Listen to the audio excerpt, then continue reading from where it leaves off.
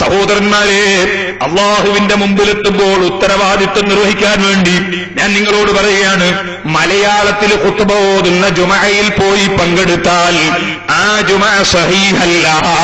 അതുകൊണ്ട് തന്നെ മലയാളത്തിൽ ഖുത്ബ ഓതുന്ന ജുമഅയിൽ പങ്കെടുക്കുന്ന വല്ല മുസ്ലിമീങ്ങളുമുണ്ടെങ്കിൽ ആഖിറത്തിൽ വെച്ച് പേരോട് ഉസ്താദ് പലപ്പോഴും പ്രസംഗിച്ചിട്ട് ഞങ്ങളോട് തുറന്നു പറഞ്ഞിട്ടില്ല എന്നൊന്നും പറയണ്ട.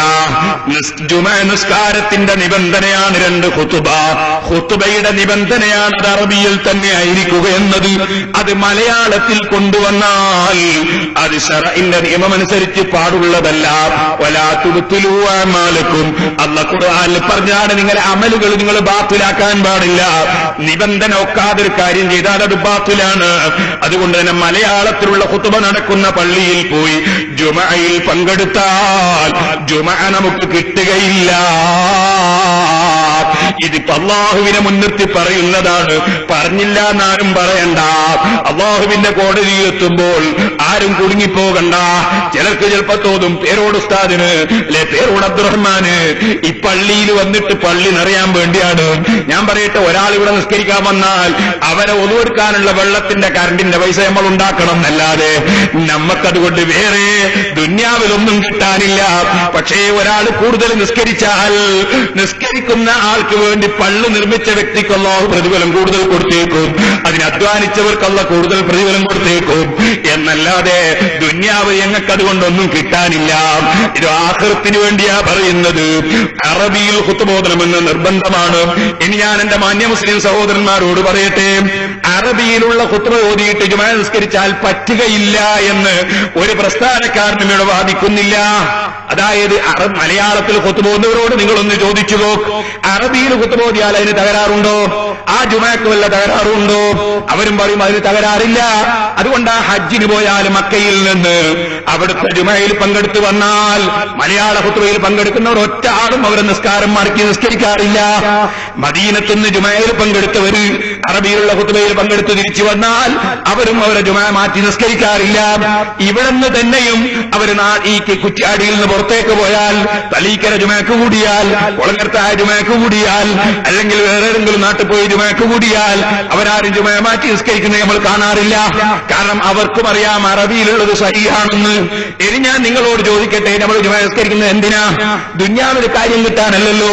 ദുന്യാവിൽ കാര്യം കിട്ടാനായിരിക്കാം നമ്മൾ വണ്ടി ഓട്ടുന്നത്, അതിനുവേണ്ടിയായിരിക്കാം നമ്മൾ കൃഷി നടത്തുന്നത്, അതിനുവേണ്ടിയായിരിക്കാം നമ്മൾ വാടകയ്ക്ക് കൊടുക്കുന്നത്, അതിനുവേണ്ടിയായിരിക്കാം നമ്മൾ വാടകയ്ക്ക് വാങ്ങുന്നത്, അതിനുവേണ്ടിയായിരിക്കാം നമ്മൾ ബിൽഡിങ്ങുകൾ പലതും വാടകയ്ക്ക് കൊടുക്കാൻ എടുക്കുന്നത്. അതുപോലെ തന്നെ നമ്മൾ കൃഷി ചെയ്യുന്നത് അതൊക്കെ ദുന്യാവിൽ പണം കിട്ടാൻ വേണ്ടിയാണ്. ജുമഅക്ക് പോകുന്നത് എന്തിനാ സഹോദരന്മാരെ? നമ്മളെ ദോഷം പുറത്തിട്ടാനല്ലേ? അള്ളാന്റെ കൂലി കിട്ടാനല്ലേ? ആഖിറത്തിന് വേണ്ടിയല്ലേ? ഈ ആഖിറത്തിന് വേണ്ടി പോകുന്ന കാര്യത്തിൽ നിങ്ങളൊന്ന് ചിന്തിക്കൂ. എല്ലാ മൗലവിമാരും പറയുന്നു, എല്ലാ മുസ്ലിയാമാരും പറയുന്നു, അറബിയിലുള്ള ഖുത്ബ ഓതിയിട്ട് ജുമഅ നിസ്കരിച്ചാൽ അത് പടച്ചവനെടുക്ക കൊടുങ്ങൂല, അത് ശരിയാണ്.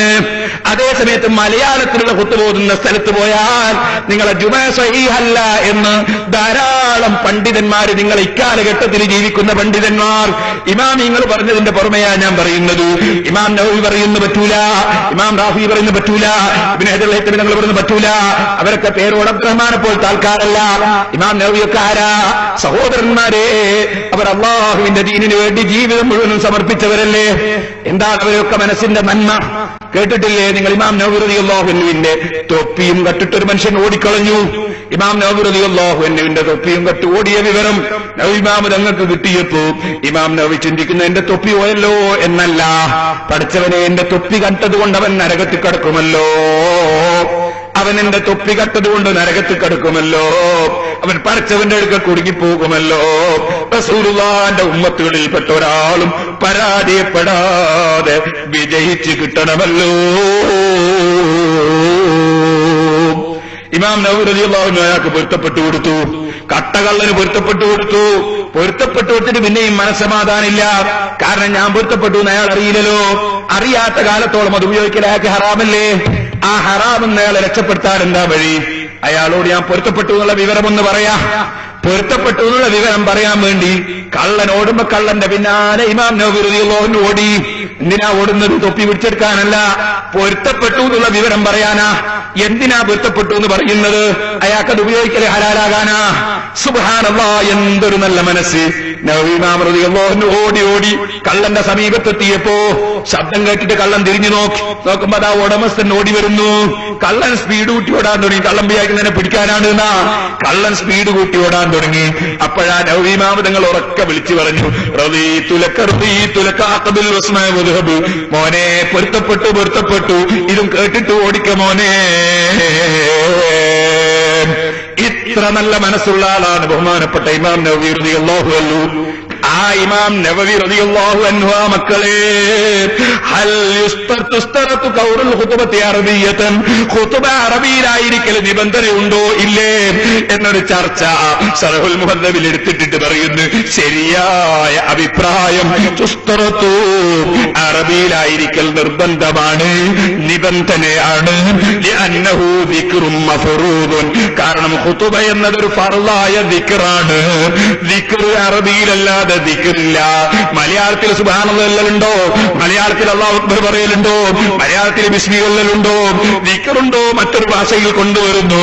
ലിഅന്നഹു ദിക്റും മഫ്റൂദുൻ, അതൊരു ഫർളാക്കപ്പെട്ട ദിക്റാണ്. കത്തശഹുദി അത്തഹിയാത്ത് പോലെ, തക്ബീറത്തുൽ ഇഹ്റാമി തക്ബീറത്തുൽ ഇഹ്റാം പോലെ അതൊക്കെ ദിക്റായതുപോലെ ഖുതുബയും ഒരു ദിക്റാണ്, ഫർളായ ദിക്റാണ് എന്ന് പറഞ്ഞിട്ട് മഹാനവറുകൾ വീണ്ടും പറയാണ്, മാ ഖൗലിഹി സ്വല്ലല്ലാഹു അലൈഹി വസല്ലം, അല്ലാഹുവിന്റെ റസൂൽ പറഞ്ഞിട്ടും ഉണ്ട്.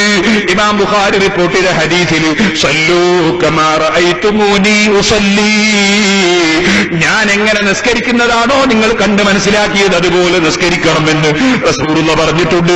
വകാന യഖ്തുബു ബിൽ അറബിയ്യ, അല്ലാഹുവിന്റെ റസൂൽ അറബി ഭാഷയിൽ മാത്രം ഖുതുബ ഓതി, അറബി ഭാഷയിൽ മാത്രമാണ് നിസ്കരിച്ചത്. അതുകൊണ്ട് റസൂലുള്ളാഹി നിസ്കരിച്ചതുപോലെ ആകണമെങ്കിൽ അറബിയിൽ മാത്രം ഖുതുബ ഓതി, അറബിയിൽ മാത്രം നിസ്കരിക്കണം. റസൂലുള്ളാഹി ഒരിക്കലും നിസ്കരിച്ച ഭാഷയിലല്ലാതെ ഖുതുബ ഓതിയിട്ടില്ല, ഖുതുബ ഓതിയ ഭാഷയിലല്ലാതെ നിസ്കരിച്ചിട്ടില്ല.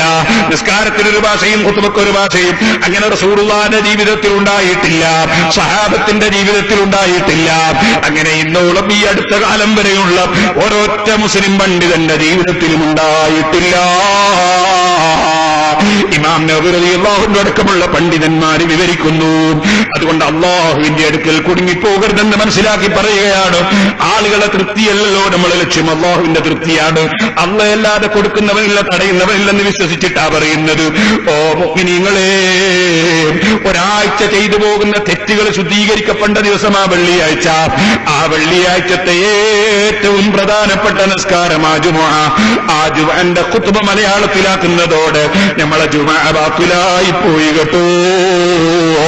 അതുകൊണ്ട് മുസ്ലിമീങ്ങളെ അറബി ഭാഷയുള്ള ഖുതുബയിലും ജുമുഅയിലുമല്ലാതെ പങ്കെടുക്കരുത്. ഇനി ഞാൻ എന്റെ മുസ്ലിമീങ്ങളോട് പറയട്ടെ, ജുമുഅക്ക് മുമ്പ് പള്ളിയിലെത്തിയവരെന്താ വേണ്ടത്? ഇമാം നവവി റളിയല്ലാഹു അൻഹു പറയുന്നു, ഇമാം നവവി, ഞാനിപ്പോ പറഞ്ഞ ഇമാം നവവിയില്ലേ, ആ ഇമാം നവവി പറയുന്നു. അതുപോലെ ഇമാം റാഫിഈ റളിയല്ലാഹു അൻഹു പറയുന്നു. ശറഹുൽ മുഹദ്ദബ് നോക്കിയാൽ കാണാം, ശറഹുൽ വജീസ് നോക്കിയാൽ കാണാം, എല്ലാ കിതാബുകളിലും കാണാം. ജുമുഅക്ക് മുമ്പ് പള്ളിയിൽ വന്നാൽ എന്താ വേണ്ടത്? അതേ, വഹും യസ്തഗ്ലൂന ബിൽദിക്രി വസ്സലാത്തി വൽഖിറാഅത്തി വസ്സലാത്തി അലൻ നബി സല്ലല്ലാഹു അലൈഹി വസല്ലം. ജുമുഅക്ക് മുമ്പ് പള്ളിയിലെത്തിയാൽ ദിക്ർ കൊണ്ട് ജോലിയാകണം, റസൂലുള്ളാഹിന്റെ സലാത്ത് കൊണ്ട് ജോലിയാകണം, ഖുർആനോത്ത് കൊണ്ട് ജോലിയാകണം. ഈ മൂന്ന് കാര്യം സുന്നത്താണെന്ന് ഇമാം നവവി റഹിമഹുല്ലാഹ് പറയുന്നു, ഇമാം റാഫിഈ റഹിമഹുല്ലാഹ് പറയുന്നു. അതുകൊണ്ട് തന്നെ ഞാൻ പറയട്ടെ, ജുമുഅക്ക് മുമ്പ് ചില സ്ഥലങ്ങളിൽ ഒരു പ്രസംഗം നടത്തുന്ന ഏർപ്പാടുണ്ട്. അത് സുന്നത്ത് ജമാഅത്തിന്റെ നടപടിയല്ല, ഇമാമിങ്ങൾ പഠിപ്പിച്ച നടപടിയല്ല. ഇമാം മുസ്ലിം റളിയല്ലാഹു അൻഹു റിപ്പോർട്ട് ചെയ്ത ഹദീസിൽ കാണാം, ഉമർ ഇബ്നുൽ ഖത്താബ് റളിയല്ലാഹു അൻഹു അടക്കമുള്ള ഒരു സദസ്സ് മദീനത്തെ പള്ളിയാണ്. അതേ, നിസ്കരിക്കാൻ ജുമുഅ തുടങ്ങാൻ പോവുകയാണ്, ജുമുഅ തുടങ്ങിയിട്ടില്ല. അപ്പോൾ ഒരാൾ എഴുന്നേറ്റ് നിന്ന് ഇൽമു പറയാൻ എഴുന്നേറ്റ് നിന്നു. അപ്പൊ വേറെ ഒരാൾ എഴുന്നേറ്റ് നിന്ന് ഇൽമു പറയാൻ എഴുന്നേറ്റ് നിന്നു. ഉമർ ഇബ്നുൽ ഖത്താബ് റളിയല്ലാഹു അൻഹു പറഞ്ഞു, ഇജ്ലിസ്, ഇരിക്കണോ അവിടെ? ഇരിക്കടോ അവിടെ. നിസ്കാരം കഴിഞ്ഞതിന് ശേഷം പറയേണ്ട ഇൽമൊക്കെ റസൂലുള്ളാഹിയോട് ചോദിച്ചിട്ട് നമുക്ക് പറയാം. നിസ്കാരത്തിന് മുമ്പ് ഇൽമ് പറയേണ്ട സമയമല്ല. ഇരിക്കൂ അവിടെ. ഇമാം മഹാനായ ഉമർ ഇബ്നുൽ ഖത്താബ് റളിയല്ലാഹു അൻഹു പിടിച്ചവിടെ ഇരുത്തി ഇരിക്കാൻ ആവശ്യപ്പെട്ടു. ഈ ഹദീസ് ഇമാം മുസ്ലിം റിപ്പോർട്ട് ചെയ്തപ്പോ ശാഫിഈ മദ്ഹബിന്റെ മുഹദ്ദിറായ ഇമാം നവവി റഹിമഹുല്ലാഹ് ശർഹ് മുസ്ലിമിൽ പറയുകയാണ്, നിസ്കാരത്തിന് ഒരുമിച്ച് കൂടിയ ആളുകളെ മുമ്പിൽ ഇൽമ് പറഞ്ഞുകൊണ്ട് ശബ്ദമുയർത്തുന്നത് വിരോധിക്കപ്പെട്ടതാണെന്ന് ഈ ഹദീസ് പഠിപ്പിക്കുന്നു. അതേ നിസ്കാരം കഴിഞ്ഞതിന് ശേഷം ഇൽമ് പറയാം, അതിനു മുമ്പ് ഇൽമ് പറയൽ കൊണ്ട് ശബ്ദമുയർത്തുന്നത് വിരോധിക്കപ്പെട്ടതാണെന്ന് ഈ ഹദീസ് പഠിപ്പിക്കുന്നു. ഇമാം നവവി റഹിമഹുല്ലാഹ് അവിടുത്തെ ശർഹ് മുസ്ലിമിൽ പറയുകയാണ്, ഇപ്പോൾ ചില ആളുകൾ ന്യായം ചോദിക്കുകയാണ്, മുസ്ലിയാരെ നിസ്കാരം കഴിഞ്ഞിട്ട് പ്രസംഗിച്ചാല് ഒരു കൂട്ടി വിരിക്കൂലെല്ലാം പോയി കളയും. ഓ ശരി, ആളുകൾക്കൊപ്പിച്ചിട്ടുണ്ടാക്കുകയാണ് അല്ലേ? ആളുകൾക്കൊപ്പിച്ചുണ്ടാക്കി ചെരുപ്പിനൊപ്പിച്ച് കാല് മുറിക്കുകയാണ്, കാലിനൊപ്പിച്ച് ചെരുപ്പുണ്ടാക്കുകയല്ല അല്ലേ? ആളുകൾക്കൊപ്പിച്ചിട്ട് ഇങ്ങനെ മാറ്റുകയാണ്. അത് തന്നെയായിരുന്നു മുമ്പ് ഒരാള്, അതേ മർവാൻ എന്ന് പറയുന്നൊരു രാഷ്ട്രീയക്കാരൻ വന്നു. മൂപ്പരാ പള്ളിയിൽ ഹുത്ബ പെരുന്നാളിന് ഹുത്ബ പോകുന്നത്. അബൂ സഈദ് ഖുറൈളി എന്ന സഹാബിയാണ്. സഹാബിയായ അബൂ സഈദ് ഖുറൈളിയുടെ കൂടെ പള്ളിയിറങ്ങിയെന്നപ്പോ പെരുന്നാൾ നിസ്കരിക്കുന്ന സ്ഥലത്ത് എത്തിയപ്പോ മർവാൻ എന്ന് പറയുന്ന രാഷ്ട്രീയക്കാരൻ നേരെ ഖുത്ബ ഓതാൻ വേണ്ടി പോവാണ്. പെരുന്നാൾ നിസ്കാരത്തിന്റെ ഖുത്ബ ശേഷ ഇയാളെന്ത് ചെയ്തു? ഖുത്ബ ആദ്യമാക്കി. അപ്പൊ ഖുത്ബ ഓതാൻ പോവാണ്. അബൂ സഈദ് ഖുറൈളി ഇതെന്താ ചങ്ങാതിയെ, ആദ്യം നിസ്കാരല്ലേ വേണ്ടത്, പിന്നല്ലേ ഖുത്ബ? അപ്പൊ ഇയാൾ പറഞ്ഞ, അബൂ സഈദ് നിങ്ങളെ പണ്ട് പഠിച്ചെല്ലാം പോയി, നീ ഇപ്പൊ പുതിയതാ. അതിന്റെ അത് ആളുകളൊന്നും പ്രസംഗത്തിന് ഇരിക്കുന്നില്ല. ഈ ചങ്ങാതി മോശക്കാരായതുകൊണ്ട് ആളുകൾ പ്രസംഗത്തിന് ഇരിക്കുന്നില്ല, അല്ലാതെ പ്രസംഗക്കാരൻ്റെ ആളിരിക്കുള്ളൂ. ഇയാള് തോന്നിയാസം ചെയ്യുന്ന ആളായതുകൊണ്ട് ഇയാളെ പ്രസംഗത്തിന് ആളിരിക്കുന്നില്ല. ഇതാ മൂപ്പരെ താല്പര്യം. ഇയാൾ പറയുന്നത് ഖുത്ബക്ക് ആളിരിക്കുന്നില്ല, അതുകൊണ്ട് ഞാൻ എന്ത് ചെയ്യുന്നു, ഞാനിപ്പോൾ ഖുത്ബ ഓതുകയാണ്. അബൂ സഈദ് ഖുദരിയല്ലാഹു അൻഹു റസൂലുള്ളാഹി സ്വല്ലല്ലാഹു അലൈഹി വസല്ലം തങ്ങളും ഖുലഫാഉർ റാഷിദീങ്ങളും പഠിപ്പിച്ചതിനേക്കാൾ നല്ലൊരാശയം നീ കൊണ്ടുവരൂലടോ, നിന്റെ കൂടെ ഇരിക്കാൻ ഞാനില്ല. നബിയും സഹാബത്തും പഠിപ്പിച്ചതിനപ്പുറം നീ എന്ത് കൊണ്ടുവരാനാണ് ഇവിടെ? സഹോദരന്മാരെ, അയാളെ ന്യായവും പിന്നീട് ആളിരിക്കൂല എന്നായിരുന്നു. പെരുന്നാളിന് ഖുത്ബ ആളുകൾ എണീറ്റ് പോയി കളയും. അതുകൊണ്ട് ഖുത്ബ ആദ്യത്തിലാക്കാനായിരുന്നു ന്യായം. ഈ ന്യായമുണ്ടോ? ഇസ്ലാം അംഗീകരിച്ചു കൊടുത്തിരിക്കുന്നു. ഇതുപോലെ ഞാൻ പറയട്ടെ, നല്ല നാളിരിക്കാനൊരു സമയമുണ്ട്, ചെയ്യാൻ പറ്റുമോ? എപ്പോഴാ? ജുമാ നിസ്കാരത്തിൽ അത്തഹിയാത്തിലൊരു പ്രസംഗം, അത്തഹിയാത്തിൽ ഇരുന്നിട്ട് മൊയ്യാൻ ഒരൊറ്റ പ്രസംഗം. കാരണം ഒരൊറ്റ കുട്ടിയും പോകൂല, കാരണം സലാം വിട്ടാണ്ട് പോയിക്കൂടാ. ആരും എത്താൻ ബാക്കിയുണ്ടാവില്ല, നെല്ലം എത്തിയിട്ടുണ്ടാവും. നമ്മളെ ജുമാന്റെ മുമ്പ് പ്രസംഗിക്കുന്നവരുണ്ടല്ലോ, അവര് പ്രസംഗിക്കാൻ നിന്നാ പലരും വരാൻ ബാക്കിയുണ്ടാവും, പ്രസംഗം കഴിയുമ്പോഴേക്ക് എത്താന്ന് വിചാരിച്ച് നിൽക്കുന്നവരുണ്ടാവും. നേരെ മറിച്ച് അത്തഹിയാത്തിൽ പ്രസംഗിച്ചാൽ നല്ല സുഖാണ്, ഒരൊറ്റ കുട്ടി എത്താൻ ബാക്കിയുണ്ടാവൂല. ഇനി ഒരൊറ്റ കുട്ടിക്ക് തിരിച്ചു പോകാനും പറ്റൂല, കാരണം നിസ്കാരത്തിലല്ലേ പ്രസംഗം, അതുകൊണ്ട് പോകാനും പറ്റൂല. ചെയ്യാൻ പറ്റുമോ സഹോദര?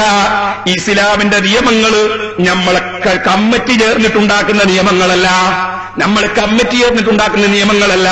ചിലപ്പോ ക്രിസ്ത്യാനികളായ സഹോദരന്മാർക്ക് അവരച്ഛന്മാരിരുന്നിട്ടുണ്ടാക്കുന്ന നിയമങ്ങൾ ഉണ്ടാകും. നമ്മളെ മതം അങ്ങനെയല്ല. അള്ളാഹുവിന്റെ റസൂല് പഠിപ്പിച്ചതുപോലെ, 4 ഖുലഫാഉർ റാഷിദീങ്ങൾ പഠിപ്പിച്ചതുപോലെ, സഹാബത്ത് പഠിപ്പിച്ചതുപോലെ, മദ്ഹബിന്റെ ഇമാമിങ്ങൾ പഠിപ്പിച്ചതുപോലെ, നമ്മളെ മുൻഗാമികൾ പഠിപ്പിച്ചതുപോലെ ജീവിക്കുന്നതിനാ സുന്നത്ത് ജമാഅത്ത് എന്ന് പറയുന്നത്. ഞാൻ സുന്നിയാണ് എന്നുകൊണ്ട് ഒരാൾ സുന്നിയാവൂല. സുന്നത്ത് ജമാഅത്താകണമെങ്കിൽ സുന്നത്ത് അള്ളാഹുവിന്റെ റസൂലിന്റെ നടപടിക്കാ സുന്നത്ത് എന്ന് പറയുന്നത്. ജമാഅത്ത് എന്ന് പറഞ്ഞാൽ അത് റസൂലുള്ളാഹിന്റെ സഹാബത്ത് മുതൽക്ക് ഇന്നേ വരെയുള്ള മുസ്ലിങ്ങളുടെ കൂട്ടായ്മക്കാണ് ജമാഅത്ത് എന്ന് പറയുന്നത്. അപ്പൊ റസൂലുള്ള പഠിപ്പിച്ചതും അന്ന് മുതൽ ഇന്നേ വരെയുള്ള പണ്ഡിതന്മാര്, ആ മുസ്ലിം പണ്ഡിതന്മാരെ കൂട്ടായ്മയും മുസ്ലിം ബഹുജനങ്ങളുടെ കൂട്ടായ്മയും അതിനെ അംഗീകരിക്കുന്നവരാണ് സുന്നത്ത് ജമാഅത്ത് എന്ന് പറയുന്നത്. ആ കൂട്ടായ്മയിൽ നിന്ന് വ്യതിചലിച്ചു പോകുമ്പോൾ ആശയം തെറ്റിപ്പോയി, ആശയം തെറ്റുമ്പോൾ സുന്നത്തിന് പുറത്തേക്ക് പോയി. അതിനാണ് ബിദ്അത്ത് എന്ന് പറയുന്നത്. ഞാൻ ആ ഭാഗങ്ങളിലേക്ക് വിശദമായി കടന്ന് സംസാരിക്കുന്നില്ല. സഹോദരന്മാരെ, ഞാൻ നിങ്ങളോട് ഉണർത്തട്ടെ, ചില ആളുകൾ ദീനിന്റെ കാര്യങ്ങളൊക്കെ നമ്മളെ ഇഷ്ടത്തിന് അങ്ങോട്ടും ഇങ്ങോട്ടുമാക്കി മാറ്റാമെന്ന് ധരിക്കുന്നവരുണ്ട്. ആ ധാരണ തിരുത്തപ്പെടേണ്ടതാണ്. അല്ലാഹു ജല്ല ജലാലുഹു ഹഖിനെ ഹഖായി മനസ്സിലാക്കി കൊടുക്കാനുള്ള ഭാഗ്യം നൽകുമാറാകട്ടെ.